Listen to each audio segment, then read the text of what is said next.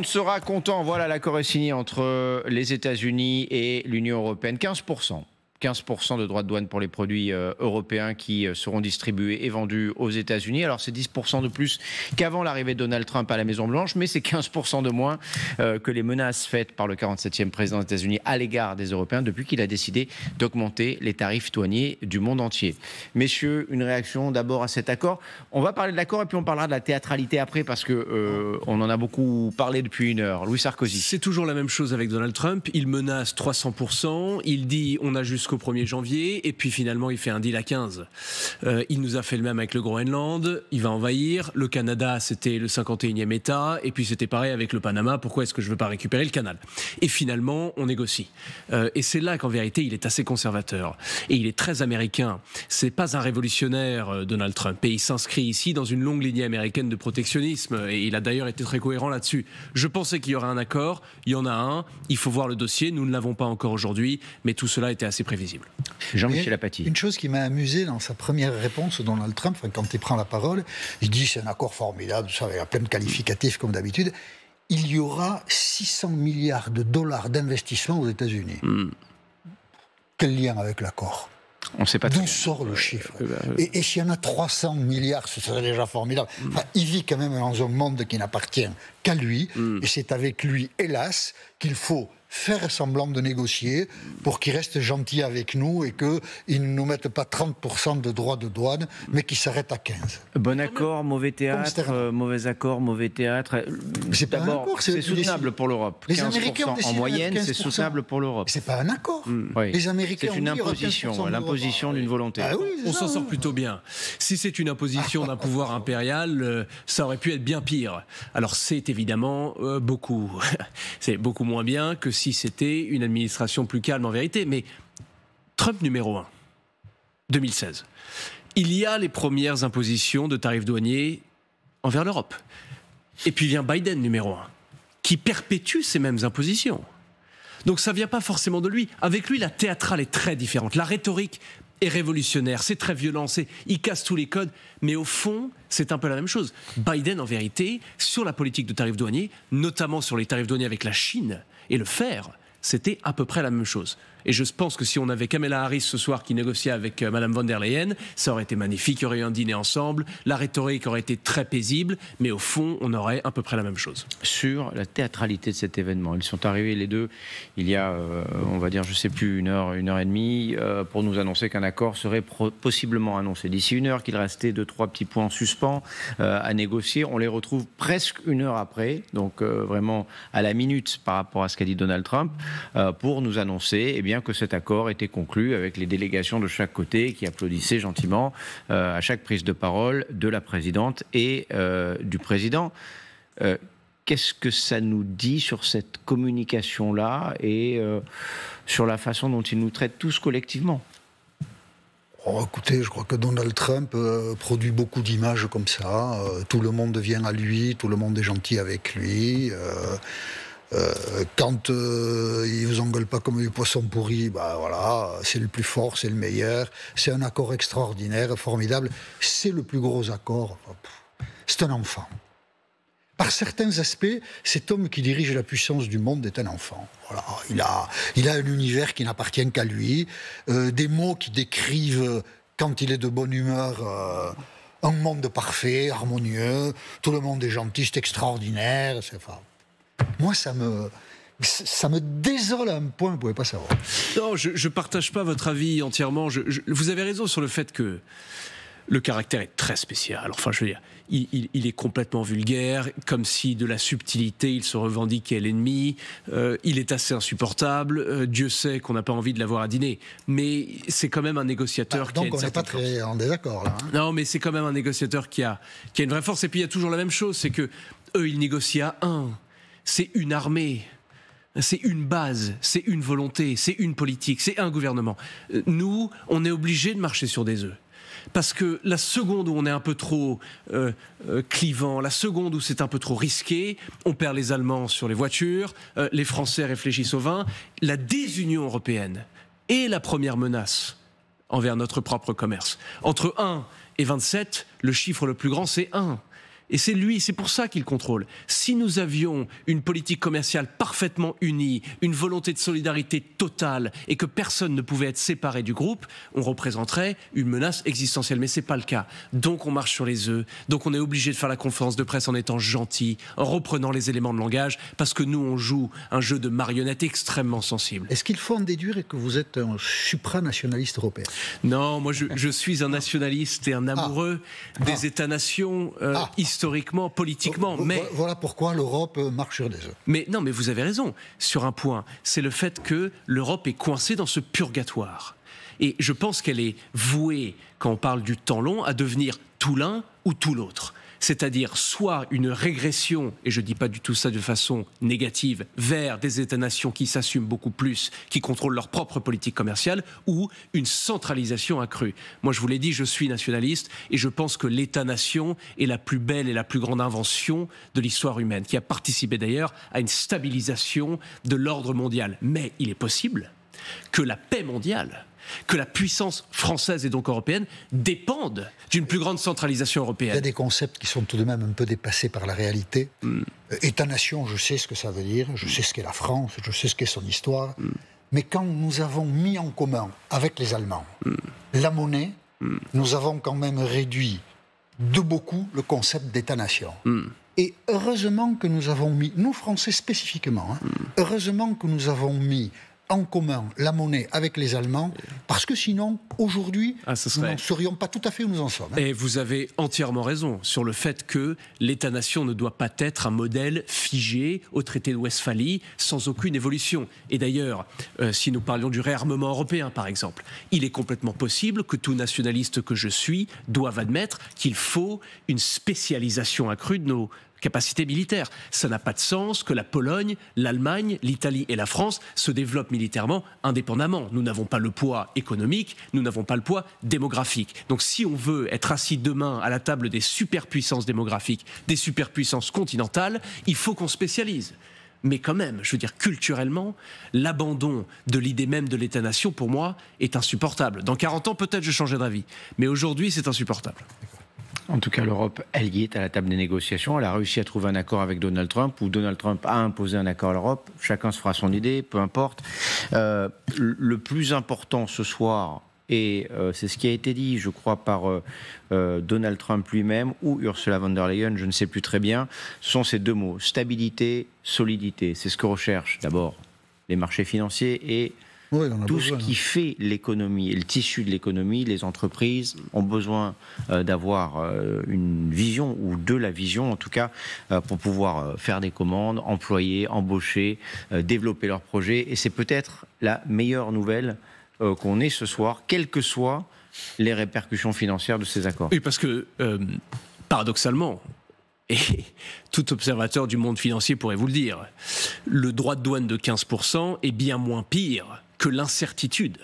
Oui. C'est ça, le danger, c'est de ne pas savoir. C'est ça qui fait retenir les investisseurs, qui fait trembler les industries où les États vacillent et hésitent. Une fois qu'on sait, vaut mieux 30% avéré sans aucun changement pendant 15 ans, plutôt que de passer à 5, à 45 et de revenir à 7. C'est ça le danger. Ce qui est intéressant, c'est que depuis l'arrivée de Donald Trump au pouvoir, vous l'avez peut-être remarqué au début, à chaque annonce, les bourses réagissaient, les politiques commentaient. Je me souviens d'un Justin Trudeau à qui on posait une question sur une décision de Donald Trump, qui a eu pour seule réponse « jeudi ». Voilà. Et c'était fait avec humour, évidemment. Aujourd'hui, il y a une décorrélation entre ce que font les économies, les marchés et même les politiques de ce qu'annonce et des soubresauts d'humeur ou que sais-je encore de Donald Trump. On est passé dans deux réalités. Vous parliez tout à l'heure de cette réalité qui est la réalité trumpienne.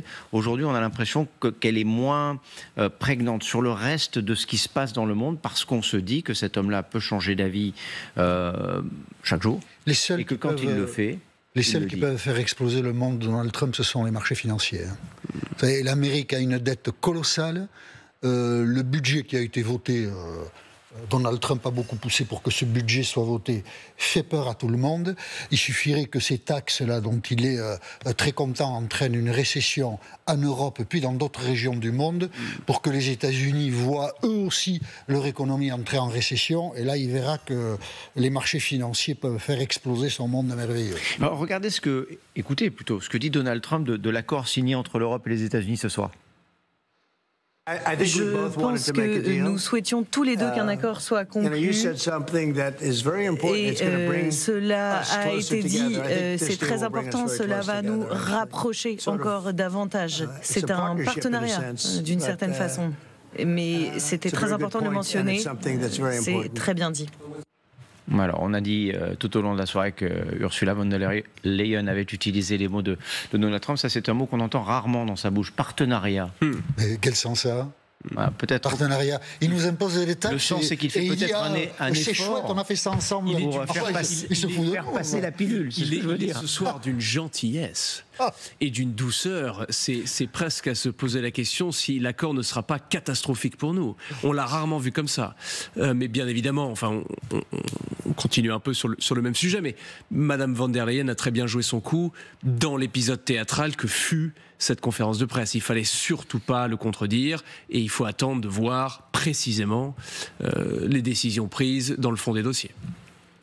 Voilà, parce qu'il faut rappeler que juste avant cette heure, cette parenthèse de négociation, on ne sait pas vraiment ce qui s'est passé pendant cette heure-là, mais en tout cas cette parenthèse annoncée comme une parenthèse de négociation, il y a eu une conférence de presse de 26 minutes à peu près, lors de laquelle Donald Trump a pris la parole pendant 20 minutes pour balayer tous les sujets du monde. Alors, vous allez me dire, il a répondu aux questions qu'on lui a posées, certes.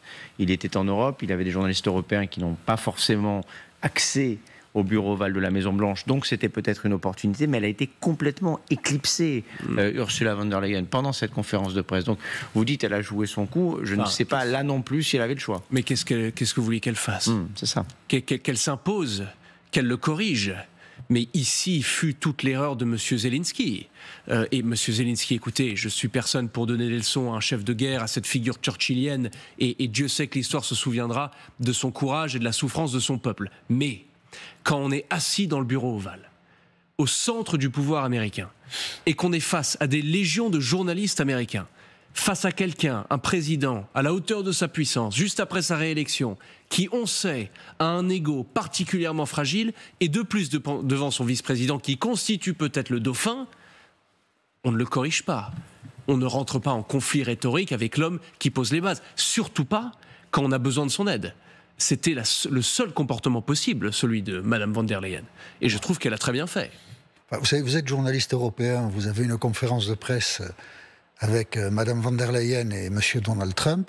Vous préparez une question pour qui ? Moi, je la prépare pour c'est terrible. C'est terrible et vrai. Petite précision sur les chiffres que vous évoquiez tout à l'heure, parce qu'on a eu le milieu de la phrase. Alors, ce que cet accord comprend, selon Donald Trump, ce sont 750 milliards de dollars d'investissement européens dans le secteur de l'énergie et 600 milliards de dollars d'investissement supplémentaires, investissement européen, aux États-Unis. Je me souviens qu'il avait fait à peu près la même chose quand il était en Arabie Saoudite. Ça n'existe pas, ce sont les entreprises européennes qui vont investir. Enfin, tout ça est brumeux. Vous savez, la politique, c'est aussi... C'est quelquefois dire la vérité, la politique, mais c'est aussi l'art de raconter n'importe quoi. Bon. Là, j'ai l'impression qu'on est plutôt dans le n'importe quoi. On attendra. L'économie ne ment pas, vous comprenez ? On ne sait pas à quoi correspondent ces 100 Si on investit milliards, 50 milliards, c'est 50 milliards. Et si on investit 600 milliards, c'est 600 milliards. Mais c'est une fois que c'est fait qu'on sait ça. Avant, les annonces comme ça, elles n'ont pas grand poids, à mon avis. Bon, en tout cas, ça a grand poids peut-être pour lui et pour son opinion publique. Mais pourquoi pas 1200 milliards ou 1500 Ah bah là, on y est presque. C'est sa stratégie. Oui. Si c'est 2, il faut dire 10. Oui, c'est ça, oui. C'est toujours ça. Et d'ailleurs, ça colle. C'est ça qui... Non, mais on n'est pas obligé de dupe. Mais parce qu'il ne nous parle pas à nous. Il ne parle pas aux experts économiques. D'ailleurs, dans le mouvement trumpiste depuis le début, il y a une méfiance de tous les experts. L'élite, l'économiste, même le médecin, le spécialiste de la santé pendant la pandémie, était sujet de scepticisme constant de la part de la base trumpiste. Il parle à ses électeurs. Il parle à sa base électorale. Et sa base électorale, si c'est 200 milliards, c'est 200 milliards. Si c'est 800 milliards, c'est 800 milliards. Et c'est pour ça que je dis que la politique... sont formidables. Mais la politique... Non, mais écoutez, c'est des braves gens. Et Dieu sait que nous, on tombe aussi dans le panneau souvent, avec nos propres politiques. Il ne faut surtout pas donner de leçons là-dessus, parce que c'est toujours les autres qui sont ignorants. Nous, on ne l'est jamais. Et Dieu sait que, notamment en politique française, on est tombé sous quelques illusions récemment, avec des bons mots, de bonnes personnalités charismatiques. Mais c'est ça qui compte pour lui. C'est la politique électorale. C'est la prochaine élection. C'est le soutien de sa base. C'est terminé, ces accords, ces négociations autour des accords commerciaux. On ne sait pas très bien, d'abord vous l'avez dit tout à l'heure, avec justesse, comment ces chiffres-là ont été décidés. Est-ce que Donald Trump peut décider demain de dire « Ah ben non, finalement, pardon, 15%, c'était pas assez, j'aimerais 25 ». Parce que nous avions plusieurs points de friction avec les Américains. L'OTAN en était un. Il souhaitait un investissement supplémentaire. Apparemment, c'est réglé. On est passé à 5% du PIB. Il l'a d'ailleurs dit. Oui, les pays membres. Je ne sais pas si on va le faire, mais en tout cas, le front là est apaisé. Oui. Et puis, on avait les négociations commerciales. Donc maintenant, il faut espérer que la relation avec les Américains sera un peu plus sereine, que notamment les Américains définiront une politique et s'y tiendront par rapport à l'Ukraine. Parce que c'est important. Et puis, il y a tout le dossier proche-oriental. Peut-être que parmi ces 600 milliards, il y aura des achats d'équipements militaires par l'OTAN qui seront ensuite transférés à l'Ukraine. Il y a tout le dossier proche-oriental. Jusqu'à quand Donald Trump fera-t-il semblant de ne pas voir ce que fait Benjamin Netanyahou au Proche-Orient? Bon, on verra bien. Il a dit aujourd'hui, Israël va devoir prendre une décision sur Gaza. Alors, c'est encore une phrase cryptique, on ne sait pas ce que ça veut dire dans sa tête. Qu'est-ce que ça peut impliqué? C'est très clair. Et là, Donald Trump a parfaitement raison, puisqu'il pose la question interdite, radioactive, mais cruciale de ce conflit. Que faire pour Israël?